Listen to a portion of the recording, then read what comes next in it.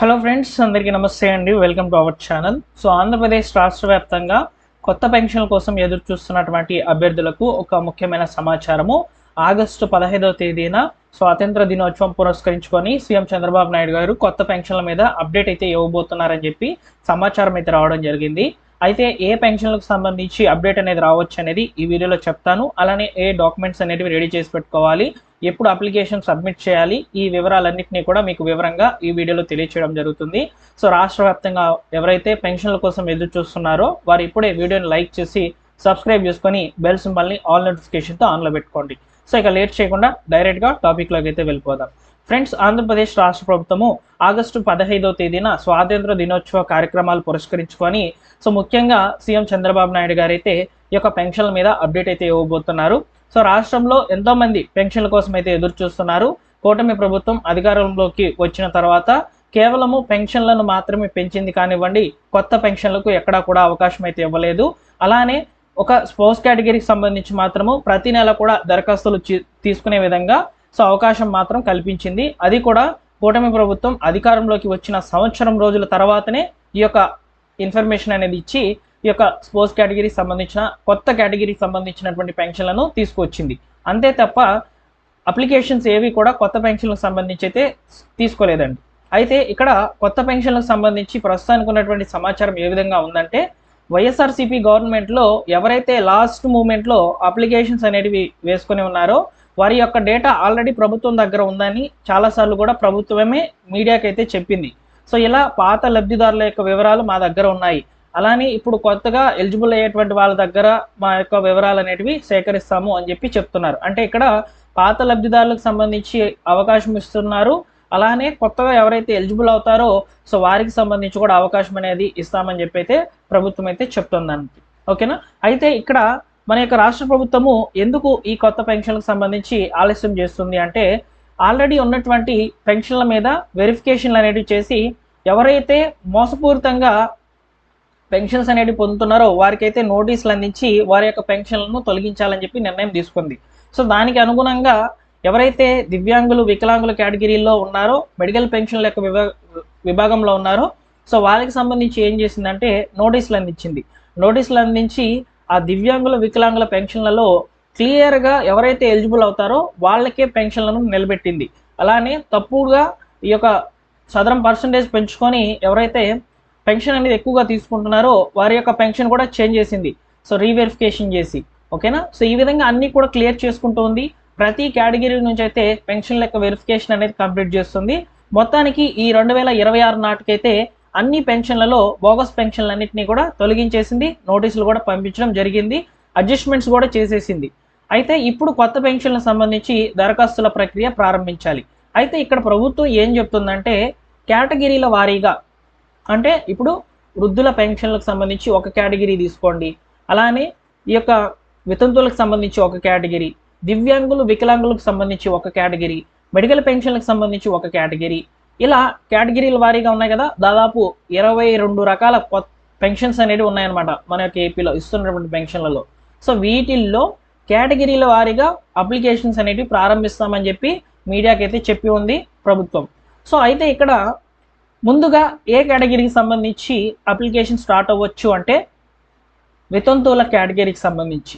ఎందుకంటే sports category అనేది ఒక రకంగా వితంతువుల కేటగిరీయే, కాకపోతే స్పోర్ట్స్ అనే వాళ్ళని ఎలా కన్సిడర్ చేస్తున్నారంటే, ఆల్రెడీ భర్త పెన్షన్ పొందుతూ ఉండినట్లయితే, ఆయన చనిపోయినట్లయితే భార్యకి అయితే పెన్షన్ అనేది ఇస్తున్నారు. ఆ కేటగిరీని కొత్తగా తీసుకువచ్చింది. అలానే ఇక్కడ వితంతువులు అనే వాళ్ళు కూడా భర్త చనిపోయినటువంటి స్త్రీలే కదా, సో వాళ్ళకి కూడా అవకాశం ఇవ్వాలి కదా. సో దీని మీద ఏం చేసిందంటే ప్రభుత్వము ఈ యొక్క పాత డేటాను తిరిగేసింది. పాత డేటాలో ఫస్ట్ చేసినప్పుడు ఎంతమంది వచ్చారంటే 1,80,000 మంది పాత డేటాలో వితంతువుల అప్లికేషన్స్ అనేవి సబ్మిట్ చేస్తున్నారని చెప్పింది. జూన్ 12వ తేదీన వారికి అవకాశం ఇస్తాము అని చెప్పని ప్రకటన చేసింది.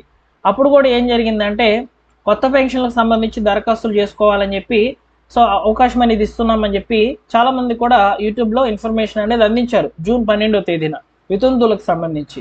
తర్వాత ఏం చేసింది గవర్నమెంటు, మళ్ళీ 2 నెలల తర్వాత వాళ్ళకి అవకాశం ఇస్తాము అంటే జూలై, ఆగస్టులో అయితే మేము అప్డేట్ ఇస్తాము అని చెప్పింది. ఆ అప్డేట్ అనేది ఆగస్ట్ 15th రావచ్చు.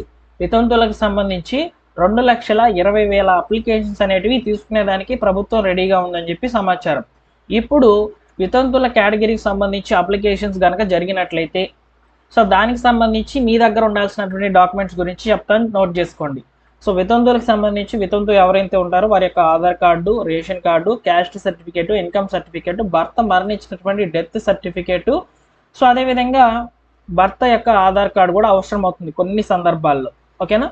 సో ఈ యొక్క 6 రకాల డాక్యుమెంట్స్తో పాటు పనిచేస్తున్నటువంటి మొబైల్ నెంబరు, ఫొటోస్ కూడా మీ దగ్గర ఉండాలి. ఈ డాక్యుమెంట్స్ అనేవి రెడీ చేసి పెట్టుకోండి. నెక్స్ట్ వచ్చేసి వితంతుల కేటగిరీ అయిపోయింది అనుకోండి, దివ్యాంగులు, వికలాంగుల కేటగిరీ తీసుకుంటారు. ఆ తర్వాత మెడికల్ పెన్షన్లు, దీర్ఘకాలిక వ్యాధిగ్రస్తులకు సంబంధించినటువంటి పెన్షన్లు వస్తాయి. ఆ తర్వాత చివరిలో వృద్ధాప్య పెన్షన్లకు సంబంధించి దరఖాస్తుల యొక్క స్వీకరణ జరుగుతుంది. ఇక్కడ వృద్ధులకు సంబంధించి మాట్లాడుకోవాల్సిన విషయం ఏంటంటే, మన యొక్క రాష్ట్ర ప్రభుత్వం 50 సంవత్సరాలకే పెన్షన్ ఇస్తామని చెప్పి ఎన్నికల మేనిఫెస్టోలో చెప్పారు. చాలా హైలైట్ చేశారు ఆ పథకాన్ని. మేము వృద్ధులకు 50 సంవత్సరాలకే పెన్షన్స్ ఇస్తాం. బీసీ సబ్ ప్లాన్లో భాగంగా బీసీలకు 50 సంవత్సరాలకే పెన్షన్స్ ఇస్తామని చెప్పి ప్రకటించి ఉంది. ఈ పథకం కోసం చాలా మంది కూడా వెయిట్ చేస్తున్నారండి. బీసీలు 50 సంవత్సరాలకే పెన్షన్ వస్తుంది, 60 సంవత్సరాలకు కాదు అని చెప్పి వెయిట్ చేస్తున్నారనమాట. సో కాబట్టి ఎక్కువగా అప్లికేషన్స్ అనేటివి వస్తాయని భావించినటువంటి పథకం ఏది కూడా ప్రభుత్వము ఇంకా మొదలు పెట్టలేదు. అందులో భాగంగా మనం గమనించినట్లయితే ఆడబిడ్డ నిధి పథకం అనేది ఒకటి ఉంది. ఇంతవరకు స్టార్ట్ కాలేదు. సూపర్ 6 పథకాల్లో హైలైట్ అయ్యే పథకం అది. సో ఆ పథకాన్ని ఇంకా ప్రారంభించలేదు మీరు గమనించినట్లయితే. అలానే పెన్షన్లకు సంబంధించి కూడా అప్లికేషన్స్ ఎక్కువగా వస్తాయి. ఎందుకంటే 22 రకాల పెన్షన్స్ అనేవి మన ఏపీలో అయితే ఇస్తున్నారు. ఓకేనా? సో ఇవి ఇవ్వాలంటే చాలా ఖర్చుతో కూడుకున్నటువంటి పథకము. కాబట్టి ఈ పథకాలను ప్రస్తుతానికి వాయిదాలు వేసుకుంటూ వెళ్ళిపోతున్నారు. అయితే ఇక్కడ పెన్షన్లకు సంబంధించి మాత్రం గుడ్ న్యూస్ ఏంటంటే, విడతల వారీగా, కేటగిరీల వారీగా మేము అప్లికేషన్స్ తీసుకుంటామని చెప్పి మాత్రం ప్రభుత్వం ప్రకటించి ఉంది. ఆగస్టు 15న అప్డేట్ వస్తుందని చెప్పి సమాచారం ఉంది. సో ఆగస్టు 15 వరకు వెయిట్ చేయాల్సిందే మనము కొత్త పెన్షన్లకు సంబంధించినటువంటి అప్డేట్ వరకు. అయితే ముందుగా నాకున్నటువంటి నాలెడ్జ్ ప్రకారం నేను చెప్తున్నది ఏంటంటే, వితంతుల కేటగిరీకి సంబంధించినటువంటి అప్లికేషన్స్ అనేది ప్రభుత్వం తీసుకోవచ్చండి. ఓకేనా?